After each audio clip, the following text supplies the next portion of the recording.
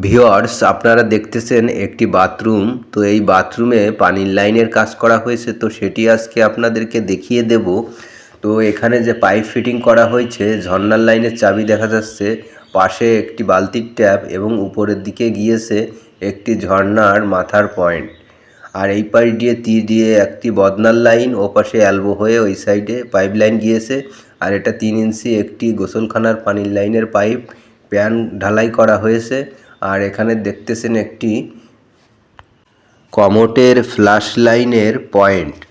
তো এই কমোটের ফ্ল্যাশ লাইনের পয়েন্টটি আগে থেকেই রাখা হয়েছে।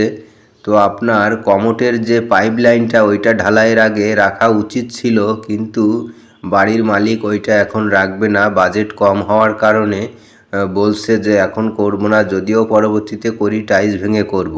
কিন্তু আসলে এটা করা উচিত নয়। এটা ঢালাইয়ের সময় সামান্য পাইপ কত টাকাই বা যাবে।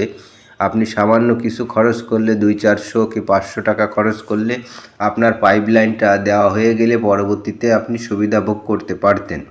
আর এরপরে যদি টাইলস করার পরে কখনও করার ইচ্ছা হয়, তাহলে আপনার টাইলস ভাঙতে হবে, ঢালাই কাটতে হবে, তারপরে ওয়াল খুঁজে পাইপটা সেট করে আবার পুনরায় মিস্ত্রি ডেকে এনে টাইলস বসিয়ে আবার ফিটিং করতে হবে।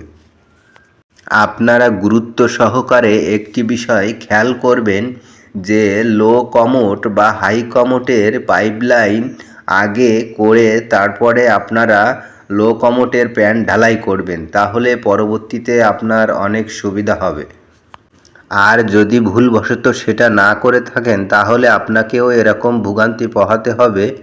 ঢালাইয়ের পরে অথবা টাইলস বসানোর পরে পুনরায় আপনাকে কেটে আবার এরকমভাবে করতে হবে, তখন আপনার অনেক ঝামেলা এবং ব্যয়বহুল হবে।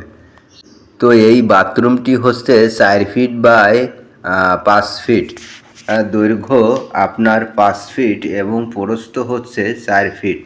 এখানে যে 3 ইঞ্চি পাইপটি দেখছেন, তো 3 ইঞ্চি পাইপটি ছিদ্র করে আমি তল থেকে 2 ইঞ্চি পাইপ বসিয়ে এপাশ দিয়ে এনে আপনার এই যে ভ্যাসিংয়ের আউট পানিটা বের হবে, তার জন্য ওখানে একটি পাইপ এর পয়েন্ট লম্বা করে রেখেছি।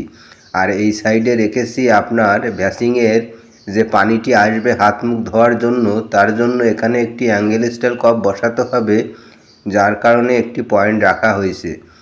তো এভাবেই আর কি বাথরুমটা ফিটিং করছি।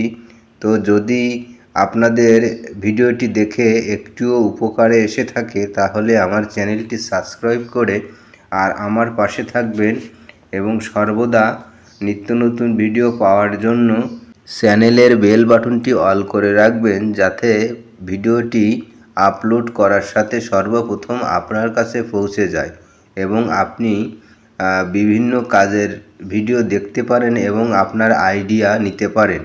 আর ভিডিওটির ভিতরে কাজের কোনো অংশ বুঝতে যদি আপনাদের অসুবিধা হয়, তাহলে আমার কমেন্ট বক্সে জানাবেন, আমি আপনাদের অসুবিধার বিষয় সম্পর্কে মতামত জানাবো। তো সবাই ভালো থাকবেন, আল্লাহ হাফেজ।